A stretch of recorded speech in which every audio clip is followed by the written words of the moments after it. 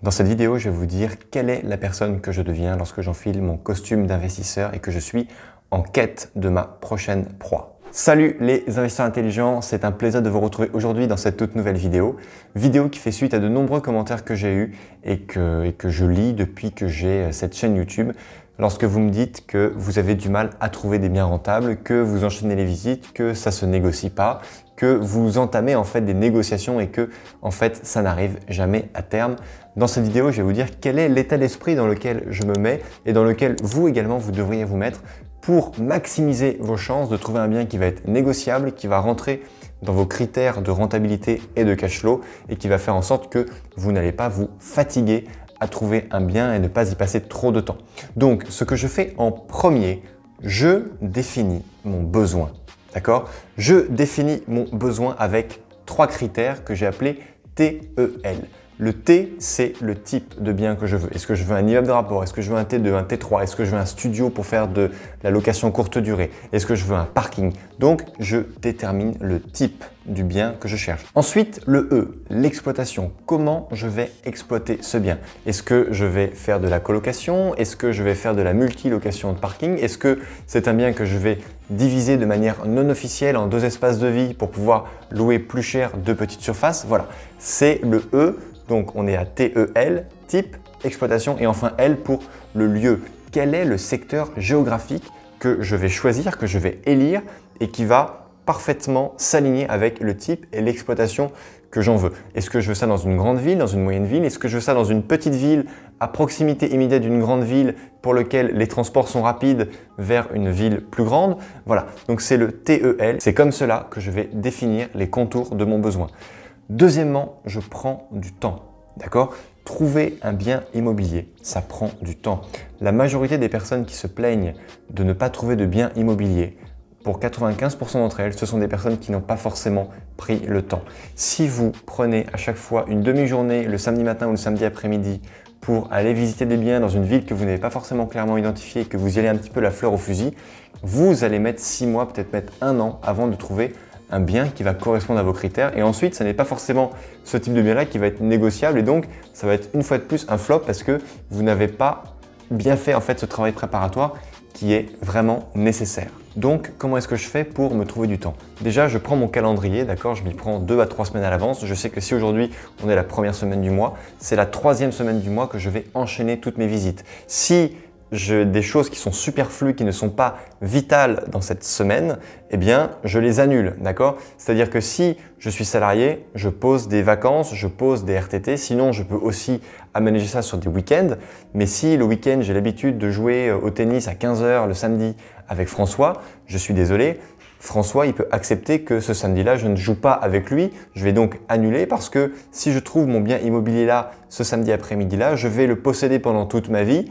C'est quand même cher le prix à payer de se dire non, je ne peux pas annuler mon cours de tennis parce que, alors je prends l'exemple du tennis, hein, ça peut être autre chose, ça peut être n'importe quelle activité sportive, mais je prends cette c'est quand même dommage de se dire je rate une opportunité parce que j'ai pas voulu décevoir mon copain qui peut en plus très bien comprendre que je suis en démarche de devenir investisseur et que je dois me prendre du temps pour trouver un bien immobilier. Donc, ceux qui vous disent qu'ils n'ont pas le temps, d'accord, ce sont simplement des gens qui ne prennent pas le temps. Il y a cette phrase de Timothy Ferriss que j'aime beaucoup qui dit « Le manque de temps n'est rien d'autre qu'un manque de priorité ». Si vous trouvez que Timothy Ferriss a raison, alors c'est vraiment là le moment de liker cette vidéo.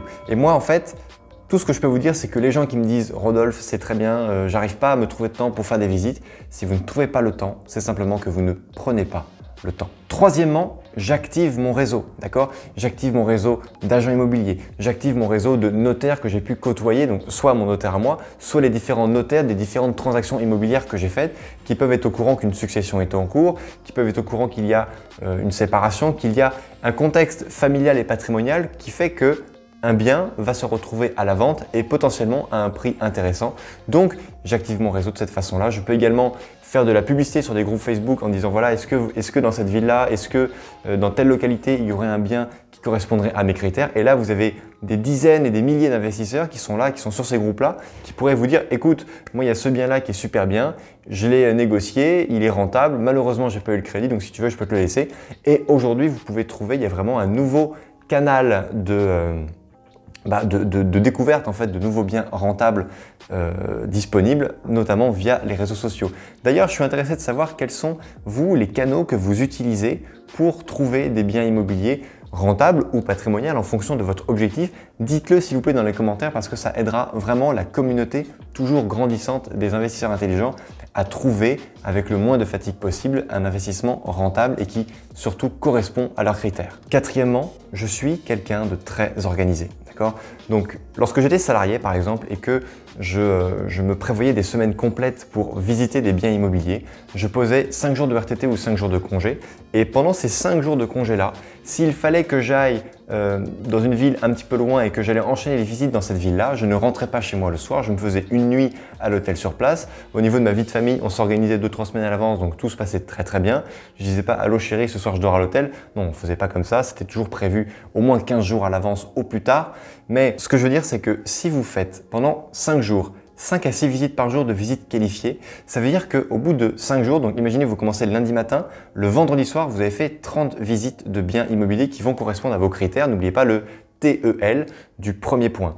Eh bien, si je fais 30 visites et que le vendredi dans l'après-midi, on m'appelle parce que je me suis positionné sur un bien immobilier que j'ai visité le mardi à 14 h, si l'agent immobilier me dit « Bonjour Monsieur Durand, c'est Monsieur Dupont, je vous rappelle, suite à cet investissement que vous avez vu, cet appartement qui fait 45 mètres carrés, qui était à tel prix, etc.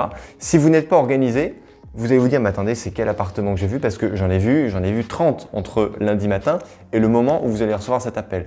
Donc si la personne vous dit, je suis Monsieur Durand et c'est l'appartement qui est situé au 25 rue Marcel Pagnol dans telle ville, et bien là, vous dites OK, vous vous mettez devant votre classeur Excel et là, vous regardez OK, l'adresse Marcel Pagnol, telle date. Effectivement, je me remémore ça. Vous dites à l'agent immobilier, attendez, parce que j'en ai vu plusieurs dans la semaine. OK, les photos que j'ai prises avec mon téléphone le soir, j'ai pris le soin de les ranger, de les classer. Donc j'ai un classeur Excel qui recueille absolument toutes les photos. Oui, effectivement, donc c'était le bien qui était vendu dans le cadre d'une succession dans lequel effectivement j'ai vu qu'il y avait tant de travaux. J'ai proposé tel prix, j'ai une contre-offre, ok, pas de souci, parce que vous allez pouvoir driver cette négociation parce que vous allez être organisé.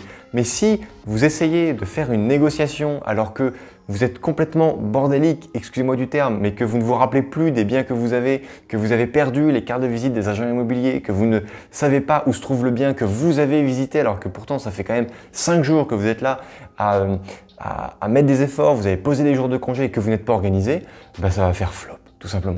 Donc, du moment que vous êtes très organisé et très rigoureux, et c'est pas compliqué, on parle juste d'un dossier Excel pour lequel vous faites simplement un onglet par appartement dans lequel vous allez mettre tous les soirs simplement des photos des appartements que vous aurez prises chronologiquement pendant la durée et qui vont être rangés dans votre téléphone portable avec différents documents. C'est simplement un travail qui va vous prendre une bonne heure le soir à organiser, mais si vous ne prenez pas le temps de mettre à plat tout ce que vous aurez préparé, ça va faire flop, vous allez perdre du temps et vous allez vous dire « mais Monsieur Rodolphe, il me dit n'importe quoi, j'ai pas trouvé de bien au bout de 30 visites ». C'est simplement en fait que vous êtes complètement bordélique, c'est ça le truc. Et enfin, pour terminer sur ce 4e point, vous devez impérativement remplir la checklist que je vous mets ici.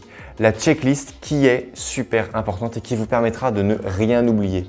Et n'oubliez pas que cette checklist, une fois que vous l'avez faite, vous la classez comme vous classez dans votre classeur Excel les différentes photos, les différents commentaires, bref, tout ce que l'agent immobilier vous aura délivré comme information sur le bien que vous convoitez, parce que si vous faites 30 visites qualifiées et que vous voyez tout ce que vous devez voir pendant une visite, eh bien oui, là vous serez un vrai investisseur et je peux vous garantir qu'en une semaine, vous aurez nécessairement trouvé un bien rentable qui correspond à vos critères et que vous allez emmener dans votre vie pendant des décennies, que vous allez potentiellement transmettre. Ça vaut quand même le coup d'y passer 5 jours d'une vie. Qu'est-ce que c'est 5 jours d'une vie? Lorsque ce bien-là, si vous mourrez à l'âge de 90 ans, eh bien vous le transmettrez à vos petits-enfants. Donc, je pense aujourd'hui que ça vaut vraiment le coup. Et j'en arrive au 5e point. Le 5e point, c'est je crée ma chance. D'accord? La chance, c'est la rencontre entre l'opportunité et la préparation. Aujourd'hui, avec la compétence qui est la mienne, je suis surpréparé à l'investissement locatif. Maintenant, si je veux créer ma chance, il faut que je crée des opportunités. Donc, je multiplie les rendez-vous, je multiplie les visites, mais attention, toujours des visites qualifiées. Les personnes qui visitent le lundi des immeubles, le mardi des parkings, le mercredi des studios, le jeudi des immeubles et le vendredi des terrains, c'est quelqu'un qui ne sait pas ce qu'il cherche. D'accord? Donc, soyez focus, ayez les idées claires, soyez organisés. Je récapitule les 5 points que je vous ai mis. Je définis mon besoin, je prévois du temps, j'active mon réseau bien sûr, je suis organisé et je crée ma chance. Cette vidéo est terminée, j'espère qu'elle vous aura apporté beaucoup de valeur. N'hésitez pas à la liker, à vous abonner à la chaîne, à me mettre dans les commentaires quelles sont vos idées, quelles sont les clés que vous pouvez donner aux autres investisseurs qui pourront les aider. Et surtout, n'oubliez pas que crise ou pas crise, on fait la route ensemble. Je vous dis à très bientôt dans une prochaine vidéo. Ciao!